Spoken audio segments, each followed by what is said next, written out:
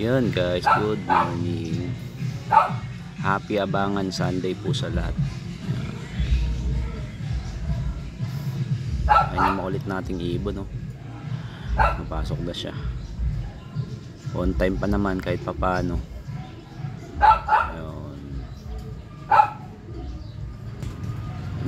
Waiting pa tayo dun sa iba nating tinraining sa BBCM. Abang-abang pa tayo. Last 2 tapos ano yun, si ano naman naabangan natin, si Only. Sinali natin si Only sa derby ng BFRC. Yan yung Batanes Challenge. Tignan natin yung magiging performance ni Only guys. Abangan natin siya mamaya. Medyo mahaba pa naman yung oras, mga halos alas 10 pa yung abangan eh. Mga 9:30 siguro ganun. So yun guys, balik tayo mamaya pag may mga updates na dito sa pag-aabang natin. Bye-bye muna. So yun guys, nagbabalik tayo.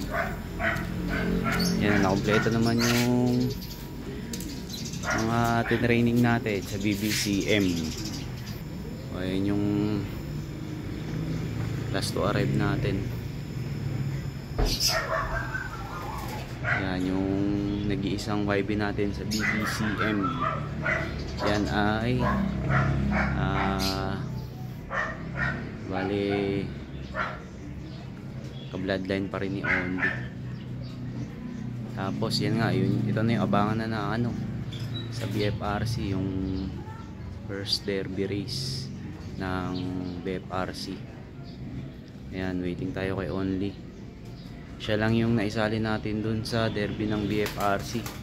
Kasi nga nung nakaraan nagparonda tayo bandang hapon bago magkargahan. Nangyari yung mga ibon natin dun natulog sa taas. Ayan, sila bumaba. Nako po.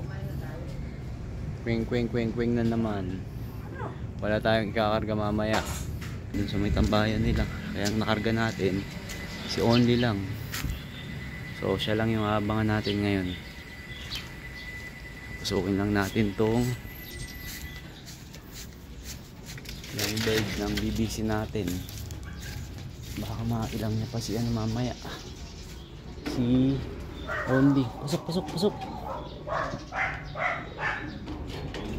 Wala nang ibon sa labas para di na tumambay-tambay.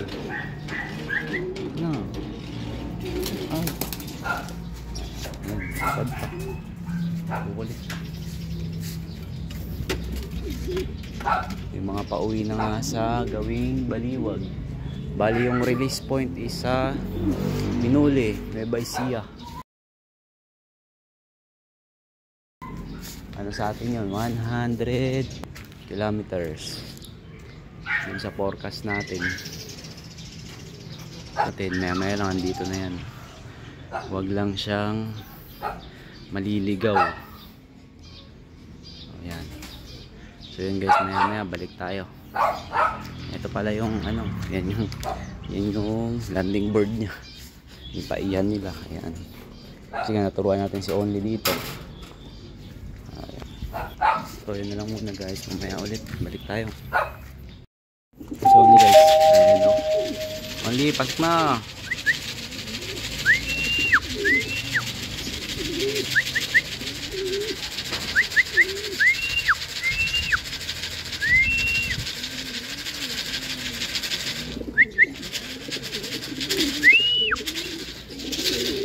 Pasok.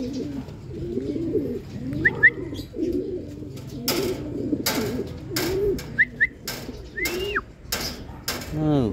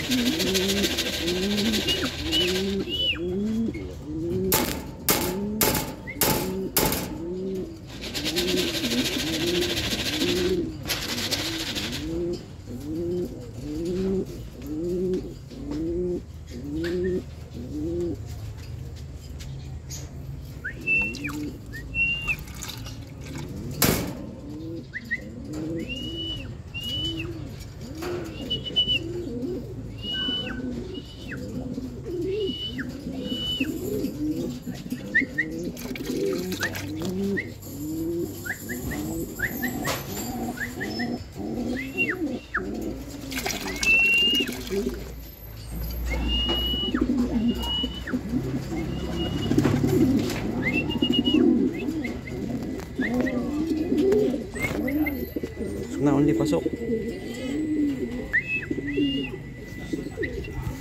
So, naiilang siya guys. So, Only. Natin mo ba siya?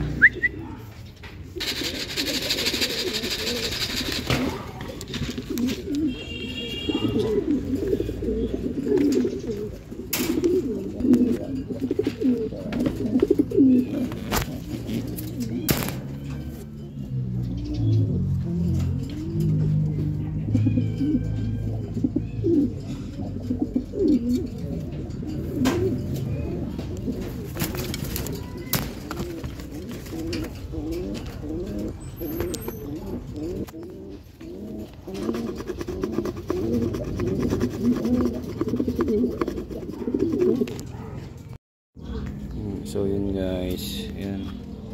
Bumaba siya guys, bumaba si Only. Kaya pala medyo late siya late siya nakauwi. Pero at least yan, okay pa naman yung speed niya, nasa 990 plus pa, 992. Yan.